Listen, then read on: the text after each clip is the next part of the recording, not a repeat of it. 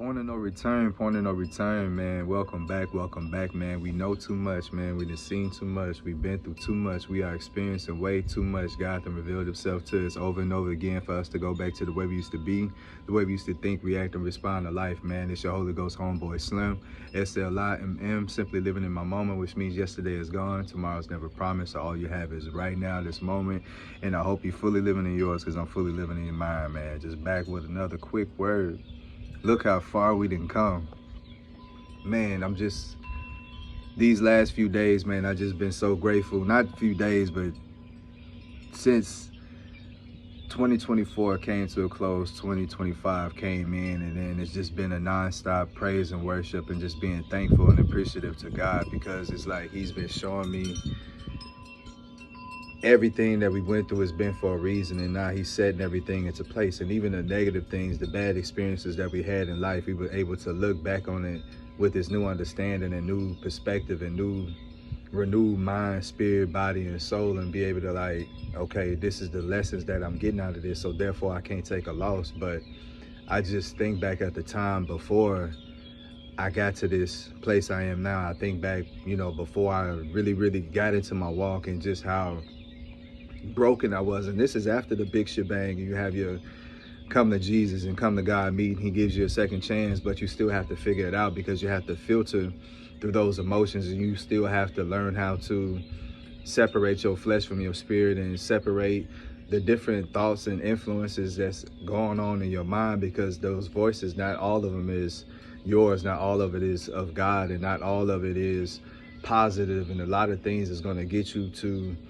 doubt what you think, and doubt what you experience, doubt what you know to be true, in order to get you to continue to be limited based on what you see in this reality, in this world, and then you accept it as your own. But no, bro, like, nah, we were lost and misguided, misinformed.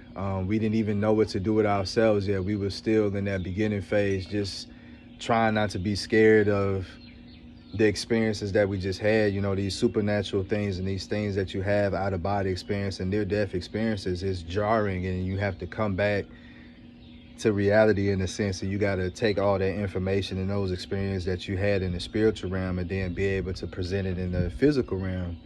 And then you got to be able to go back to work, go back to school, go back to your life as you saw before, and you trying so hard to just be normal and just be part of the group and part of, just go with the flow. But you can't, and then that's what leads to friction. That's what leads to headbutting with the world, because there's something more in you. It's something deeper in you, and you know that it's more. You know that you're part of a bigger reason, a bigger purpose, a bigger plan, and then you start to really question yourself, and you question what the world is giving you, and that causes misunderstanding. It causes you to lose your job. It causes you to sometimes lose your senses for a bit. It causes you to lose relationships. It causes you to lose friendships. You start to change interests.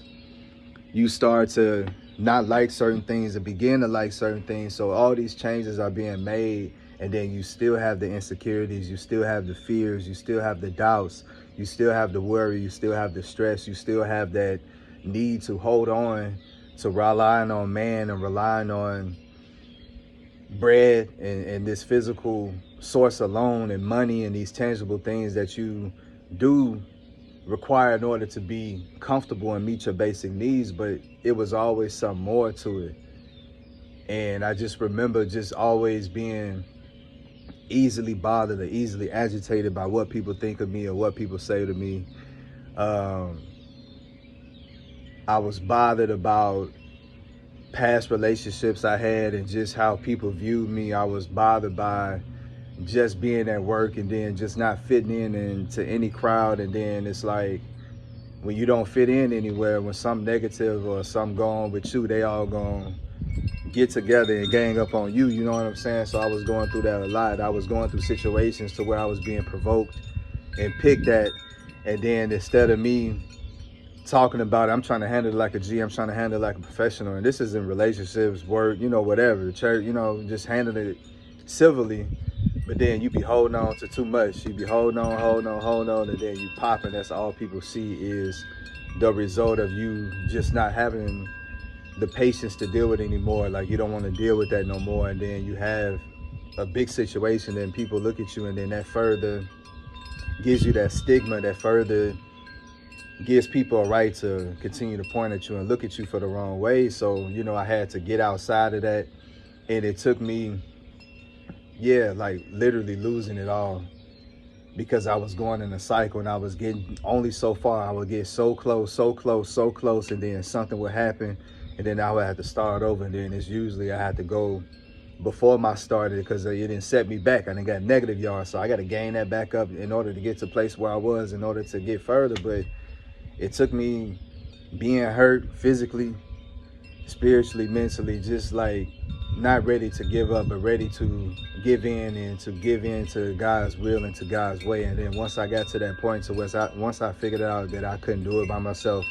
and it was just so much that there was nothing I could do to really understand or try to gain understanding other than going to God or going to Christ, or just listening to the Holy Spirit, allowing that to use me and to guide me and to show me the truth in all these things. Because you got one foot in the spiritual realm, one foot in the physical realm. You dealing with your dreams, visions, ambitions, plus your kids, plus your wife. So it's just so much that's taking you so many places. And then I was unable to focus on myself. But once I had that moment when I just popped, I had a seizure, cracked my head open, almost died. And then that was right after I hurt my leg. That was right. And then I had lost a job before, you know what I'm saying? So it was just a bunch of things and it just made me come to God. And I was like, you know, I have nothing left but myself. I have nothing left but these dreams, but these things that you showed me, but I don't know how to get to them. And he was like, that's the whole point. Remember, I told you, you got to stick with me. And then I just stuck with him. And at first it was real awkward, because I was doing a lot of things out in the open. Because, you know, when you do things for God, and when you say you for God and you live for Christ, and you truly are ambassador and embodiment of the Holy Spirit, then you got to be willing to be used. And you got to be willing to be used out in the open where everybody can see. And then again, it's not just at church. It's not at just places and destinations where it's perfectly okay to worship. No, you got to get out here and do it where you in the hood, or, you know what I'm saying, you in a situation to where you want to fight, but God then put it on your heart to pray. So instead of fighting and going back and forth with people, you just praying and people looking at you crazy.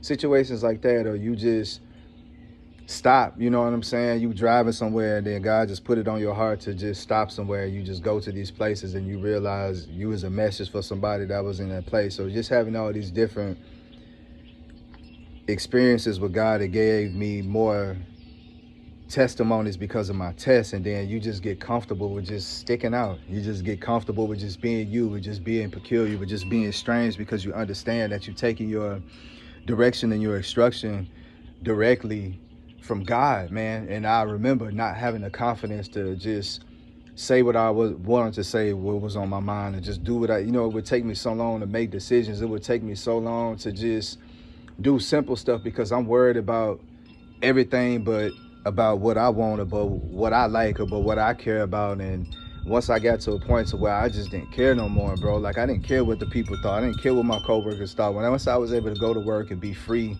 and totally separated from the BS and the drama, I wasn't messing with nobody at work. I wasn't brown nosing. I wasn't gossiping. I wasn't abusing my privileges or my rights as an employee. I wasn't doing none of that, man. I just went to work, helped my patients, did what I was supposed to do, be the light, help the co-workers I could help. And then I would go home at the end of the day being peaceful, because I knew I did exactly what I was supposed to do. You know what I'm saying? So when things came to an end, and when I really had to come and live off the grid and totally depend on God, again, it was another transition. It was difficult. It was hard at first, because I didn't have a routine in that sense. I knew how to get up and get ready for work. I knew how to work my 12-hour shift. I knew how to get off and get dinner ready and get the kids ready, and make sure wifey had her time, and know how to exercise and do all these things. But I didn't know how to just come out here and really truly depend on God and let him just dictate and govern my day. And I remember when I first started walking around my neighborhood and how people just used to look at me, how people used to follow me, how people used to just call me names and just all type of stuff. And, you know, I just kept going. And I remember, again, when I'm praying in the open, when I'm listening to my praise and worship music, people be laughing and talking about I'm listening to, you know, medieval music and all type of stuff. It's just crazy stuff. But I just continue to put God first, and I just continue to put myself last and my feelings last and my ego last and my thoughts and my insecurities, my fears, my pain, all that last. And then I just told him to just give me the truth, just show me the truth, not just in the world and not of other people, but show me the truth inside myself. Show me who I am, show me what I look like, show me what I'm supposed to do, like, and continue to reinforce that daily. And the only way he was able to do that because I continue to go to him daily. And then he just started getting closer, and we just started, you know what I'm saying, really talking. And he showed me how to pray, he showed me how to come to him, he showed me, you know, what he feel like when it's 100% him, when it's all him and there's no you. Then he showed me what the enemy feel like. He showed, you know what I'm saying? So he just been giving me game, he just been telling me so much. And then, you know, as you continue to go back and forth with God, you know what I mean, in a good way, and you sharing your all and he sharing his all, you notice that you begin to look better. You notice that you begin to speak better. You notice that you begin to think better. You notice that you begin to actually live better. And now the things that you had on your heart that you truly desired is now a reality. And now when you open your eyes, you're still dreaming because you have the dream life. You got the woman you always wanted. You got the family you always wanted. You got the occupation you always wanted. You know what I'm saying? And you realize that when you add God to the mix and he's the center, he's the glue, he's the head of the household, he's your all, your beginning and your end, and you know what I'm saying, you're just go-to for every and anything. That's what strengthens every aspect of your life. And then you just realize you just start subtracting the sin. You start subtracting the negativity out your life. You start making better decisions. You start gaining a stronger will. Your faith start getting stronger. Your beliefs start getting stronger. And then you become to a point to where it's a point of no return, and you can't go back. And then you look back how far you come and how weak and brittle you used to be.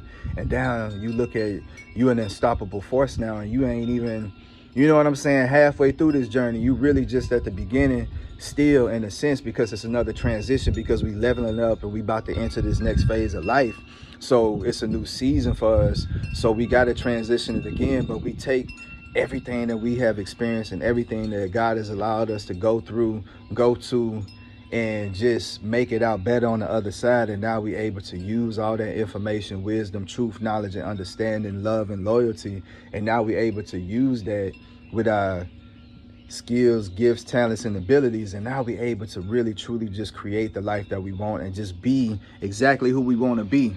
So I want to just encourage everybody just right now, just take a minute to just pat yourself on the back and just, you know what I'm saying? Because it was some of us that was easily tricked, was easily manipulated, was easily lied to, was easily led astray, was easily heartbroken, was easily angered, was easily, you know what I'm saying? Just the world had a grip on us, a hold on us, our fears, our past, our insecurities. We had a grip on ourselves, and we had ourselves in a cage, and there was so many walls and barriers and barricades that was between us and God. And we got to a point to where we just ran straight through, and we ran to God, and we ain't never stopped. And once we made contact with God, he has brought us and elevated us to another level. So just let him continue to place us where we need to be and what we want to be.